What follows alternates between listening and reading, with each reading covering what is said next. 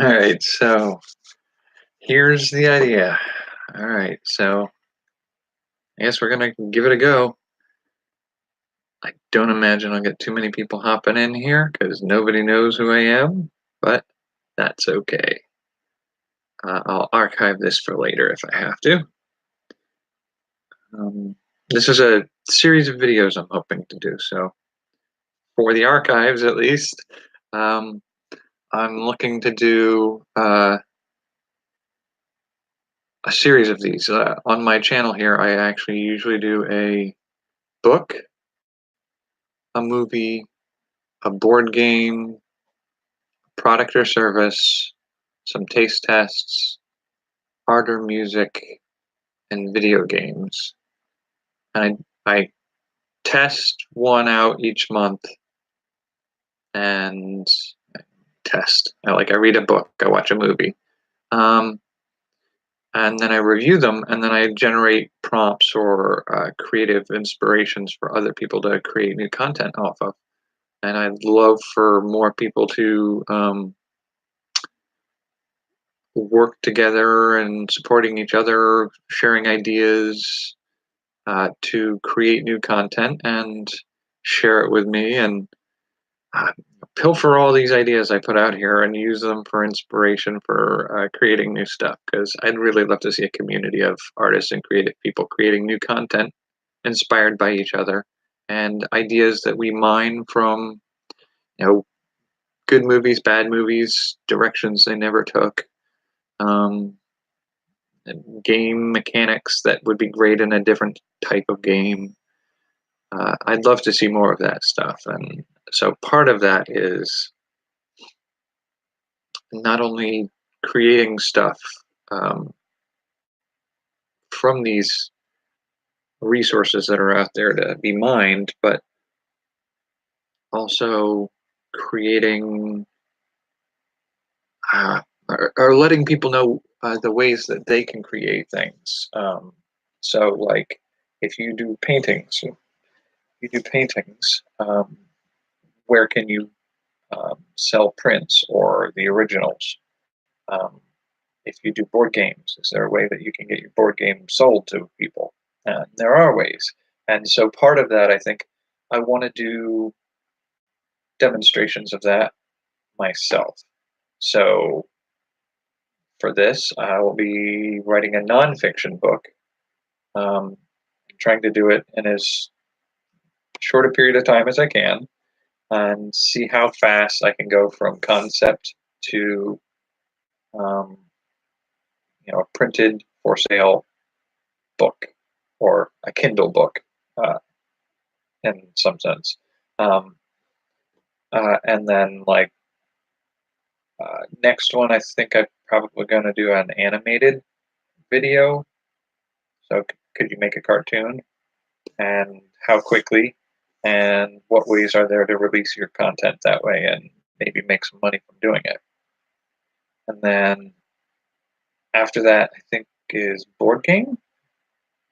And then a product, like a physical product that I make, like a craft. And then the taste test category. Then it's art music. And then it's video games. And so I want to kind of show, start to finish, one of the possible avenues of being a creator in that area as an illustration for how other people who are maybe interested in doing that could go forward and do that. And you don't have to do it my way. It probably doesn't always make the most sense to do it my way because I'm learning some of this myself as I go. I know there are ways I can do this stuff. I haven't tried all of them yet, and I'm happy to make a failure along the way if I can. If it illustrates some of that. So that's all a really long-winded way of saying this is the first in a series of videos where I create something from initial idea to some form of uh, marketable content for creators. Um, and it's sort of like I learn as I go, and hopefully you learn too. And I would love to see how other people create uh, similar things along the way. So this month is a book, and so I'm going to start by proposing an idea for a book that I want to try to do, kind of giving a rough outline of where I think I'm going with this, and then over as few days as possible. I hesitate to commit to just a week because I don't know how reasonable that is, but I guess we'll find that out. Um, Over the course of the next week, we'll see how far into the production of a book I can get, and hopefully, I go from concept to a published book that uh, people watching this series can purchase at the end of the short series here. And so, with that said, my idea here, and this is the first episode, so this is likely just going to be a short one. My idea here is to do a series. My Not a series. My idea here is the book this time is a nonfiction.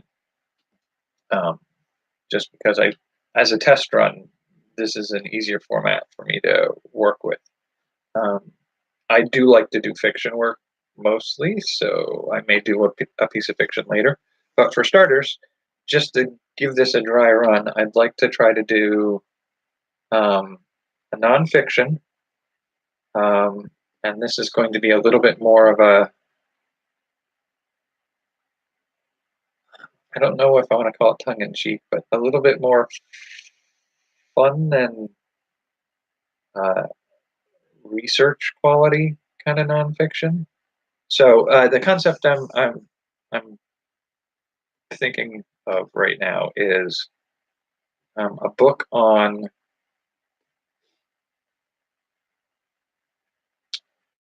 logical fallacies and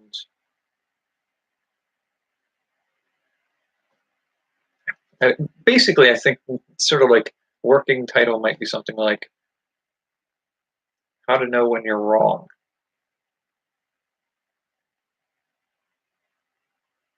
There's too many arguments I get into sometimes with people I know where they're using logical fallacies or proposing concepts that are against the uniform concepts of right and wrong that most humans have. We generally accept the fact that it is not okay to beat your children to death. That's just a kind of a given in most cultures in the world. We accept that as a universal wrong. And that's not necessarily a logical fallacy, but it is wrong. But logical fallacies are also a way of being wrong. And I kind of want to write a book that looks at what it means to be wrong and how to identify being wrong. And I think this is a good possibility for a quick book, mainly because as much as it deals with a lot of philosophy and reason, it's something that the most important part of this is the main overarching concept is a singular concept. In both ways, uh, you could have wrong reasoning and you could have wrong beliefs, and being able to identify those is a good overarching book concept. But it also allows us to break it down into the moral and the logical, reasoned wrongness. Um, so that allows, two categories, basically two halves of the book to be split into. And each one of those is easily subdivided into logical fallacies there are a number of those that are easy enough to use to partition and make subheadings. And then um, with moral wrongs, it's also possible to make a list, essentially, which would be your other subheadings, your chapter headings. Um, and then each of those is possible to um, illustrate with an example and explain and otherwise delineate in a kind of quantifiable way. Um, and that, to me, is a good basis for an outline. And once you've got the outline, you can actually,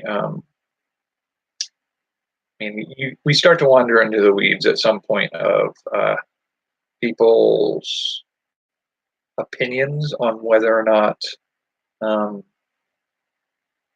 certain moral wrongs are wrong.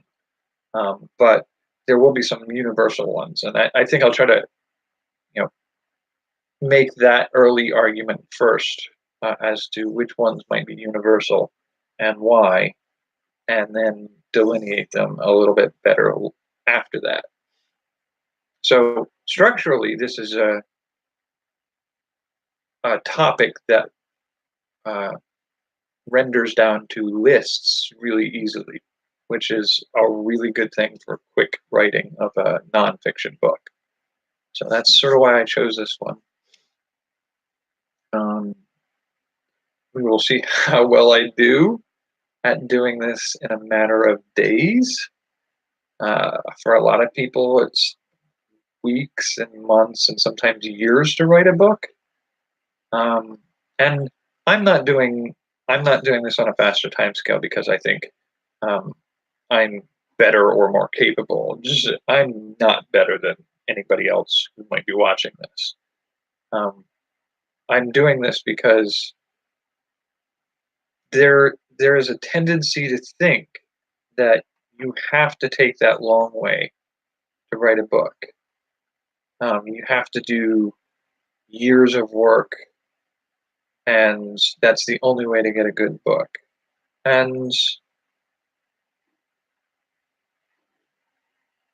there's for some people, perhaps if you're really kind of going to go back and touch up and work on and redo and examine and research ad nauseum the topic to which you're making this book, I think there's some argument for doing it that way for topics like open heart surgery.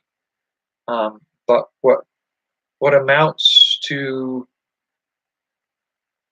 an exercise in sharing thoughts doesn't have to be done that way. I look at a lot of content creation, books, movies, games, whatnot, as sort of a way of one person communicating with other people about a concept. And maybe that's something I should put in the first section of this book is this is a book that talks about how to be wrong and how to identify when you're wrong. I may be wrong about some of these. Because I've done paintings in the past, I've done board games and all sorts of other things that I've created. And my tendency is, well, I got to get it perfect. And when I do something and I'm kind of approaching an early end, I do a drawing and, an hour and a half in, I'm ready to be almost done, but it's not perfect. So I try to fix something. And oftentimes when I do that, I make it worse. I compound the error. So trying to make something perfect isn't the goal here. And um, to a certain degree, I think it's important to have that described in the early part. Is not only I might be wrong, but it's okay to try something and get it wrong. Because the way I look at it is like you can create something and have it not be right, um, and still have it be valuable for existing in its imperfect state. And I would say, and you can see in some of my other videos where I break down a couple bad books and a couple bad movies every now and then, and say, like, they had potential. They just handled these aspects wrong. Um, and maybe it works for some people the way it is. It's wrong for me. It's subjective rather than objective rights and wrongs. But there's an aspect of it where, like, I'm glad they made that book, because if they'd spent the rest of their life trying to make sure it was perfect before they put it out, they may never have put it out. And I've got some great ideas from the imperfect creation. And so maybe it's important to include some aspect early on in this book about um, allowing yourself to do something imperfect, um, because it enables the conversation to happen, whereas waiting to be perfect means nobody ever learns your thoughts or some of the information that's potentially useful. It gets the concept, gets the conversation going, gets the idea into play. And once we get it out there into play, that's where we can really crack it open and understand it better. So, I mean, something like that might be important to include early on in the book. Um, I also think culturally, at least the West, I don't know how anybody else handles it, but culturally, we have a fear of being wrong. And I think that's important to address early on as well. Talk about, like, you shouldn't necessarily feel bad about being wrong, and you shouldn't fear being wrong. And it's kind of valuable to be wrong on occasion because you learn from that process, and do it wrong a couple times before you get it reasonably good. It'll never be perfect, so maybe there's a section for, you know, um, you know, detailing that perfection is not the goal. It should never be the goal. Um, it's sort of vain to imagine that we could ever be perfect in anything we do. It's a wrong idea. All right. Well, so that's roughly what I'm thinking about doing here. So, an overarching idea of how to identify and what it is to be wrong and how to identify it, with a section on addressing the fears, uh, reluctance, and um, vilification of being wrong, and then a section on, um, I guess, a universal, like a universal moral wrongs, I guess we would call them, and then a section on logical fallacies and biases and misconceptions. Um, should biases and logical fallacies be separated categories? I'll have to think about that. So as I'm building my outline here, I'm thinking that that might be an important distinction to make, and might find that a more important distinction as I start building those lists. All right. So, like, looking into them, I'd look at things like the logical fallacies would be things like straw man, reductio ad absurdum. I think that's one of the categories. Um, but there should be a list of, is it 20 or 30 some odd usually recognized logical fallacies, and some biases. Um, and there are some, breaking down the list of what the more universal moral concepts of right and wrong are would be a little bit harder to do. but I mean, it exists. I know it exists. I mean, even if it comes down to me just sitting down and going like, well, we generally accept that murdering our children or murdering our parents are not considered viable. I mean, we can look at um, just sort of compiling the religious and secular and legal um, crimes. I mean, like the Ten Commandments. Um, there are a couple different versions of those for other people, and look at certain precepts along those lines for other faiths, and then look at what's it illegal to do, what is a crime, uh, and uh, run them through sort of like a sieve of different cultures. Things that fall through on one or two of them, they're usually not being relatively universal in their application. I imagine once we break it all down, you're going to hit a core group of ones that pretty much everybody agrees is wrong. And then I can break those down into, why is it that we find them to be wrong? And do a little research into scientific papers, philosophical papers, and journals, and just crunch some of that data into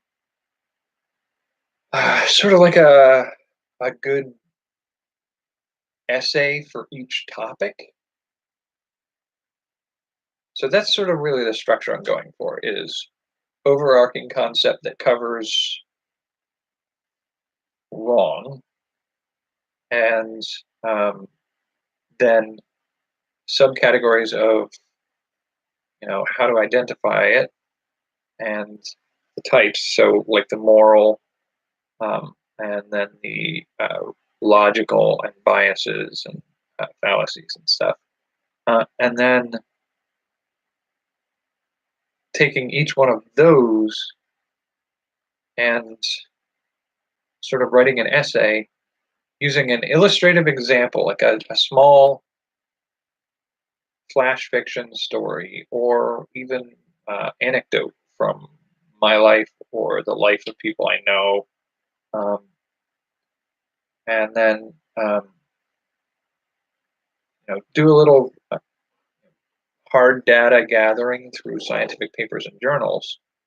And so they each get their own little section. I don't know if each one. I mean, if we did a chapter for each of them, we're easily going to get into 50 chapters. It could be a pretty beefy tome. Um, all right, so that's sort of where I am for this concept. Um, this is day one. So I'm brainstorming this section here. I don't know that I've got any kind of audience for this yet, so this will be archived. But if some people follow me on this one, that'd be kind of cool. If they don't, that's cool too. I will refer to it later. And then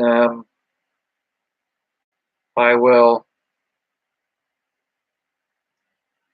proceed to try to go update this every day. I'm thinking half an hour seems like good to me. I'm not a sit and talk for an hour. I don't want to lecture. If there's people in the forums, in the chat, participating, I can sit and chat until we're done. But as I work on this, talking about what I'm doing as I do this, um, I think I'm not going to be able to keep the live stream at every moment I'm doing this writing, but as sort of a check-in every day and update status on what I'm doing and talking with people and answering questions, I think that would be fun to do. If you think there's a different way you'd rather see this, I'd love to hear it. This is all just a weird experiment. I might be wrong. um, this is all just a weird experiment, trying to find a way to share this experience. And illustrate a sort of a template other people could follow if they wanted to try to do it. Not necessarily for the same topic. You can do whatever you want. But I want to take this from this concept that I've outlined here all the way out to last episode. Here's where you can download the book. And if I can, I'd love to eventually see if I can expand that to an in-print book.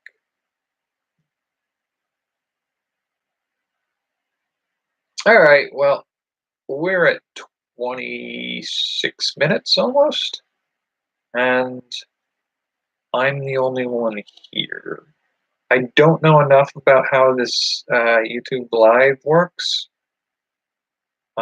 Is it one of those things where I should expect to sit around for 15 to 25 minutes with nobody here and then people trickle in gradually?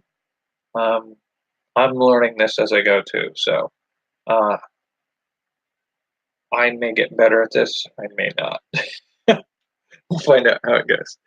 All right, I will see you tomorrow, I guess. And this is going into the archives, so look for the next episode after this.